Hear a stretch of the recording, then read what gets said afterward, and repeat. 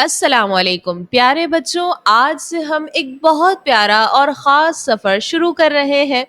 یہ سفر ہے ہمارے سب سے پیارے نبی حضرت محمد صلی اللہ علیہ وسلم کی زندگی کی کہانیوں کا۔ ہم مل کر جانیں گے آپ صلی اللہ علیہ وسلم کے آنے سے پہلے عرب کیسا تھا، آپ صلی اللہ علیہ وسلم کی ولادت کیسے ہوئی، اور آپ صلی اللہ علیہ وسلم کا بچپن کیسا تھا، پھر کیسے اللہ نے آپ صلی اللہ علیہ وسلم کو اپنا آخری نبی بنایا، اور کیسے آپ صلی اللہ علیہ وسلم نے ساری دنیا کو بدل کر رکھ دیا۔ آج ہمارا پہلا سیشن ہے۔ آج ہم سنیں گے کہ نبی صلی اللہ علیہ وسلم کی ولادت سے پہلے عرب کیسا تھا، لوگ کیسے رہتے تھے، اور ان کی اچھی اور بری عادتیں کیا تھیں، اور پھر کیسے اللہ تعالیٰ نے اس اندھیرے میں روشنی بھیجنے کا فیصلہ کیا۔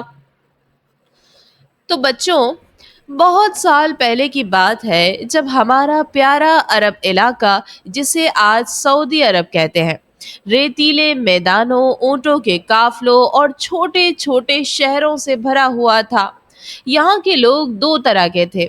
کچھ لوگ صحراؤں میں رہتے، اونٹ چراتے اور کبھی کبھی لڑائی جھگڑا بھی کرتے، اور کچھ لوگ شہروں میں رہتے، تجارت کرتے اور خوبصورت شعر سناتے تھے۔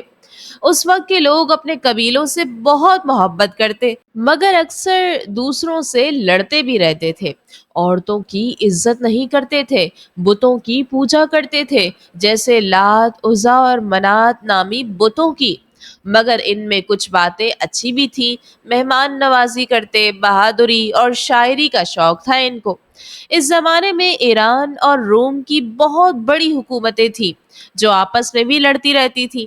پھر اللہ نے اپنے پیارے نبی صلی اللہ علیہ وسلم کو اس زمین پر بھیجنے کا فیصلہ کیا۔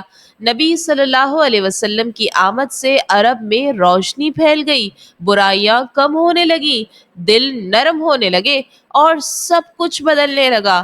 بچوں، یہ تو صرف اندھیرے یعنی جہالت سے روشنی کی طرف آنے کا آغاز تھا۔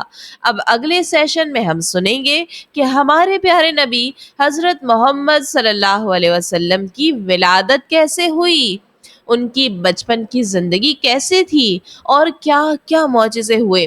تو تیار رہنا، اگلی کہانی میں ہم یہی سنیں گے، ولادت مبارک اور ابتدائی زندگی کی خوبصورت باتیں۔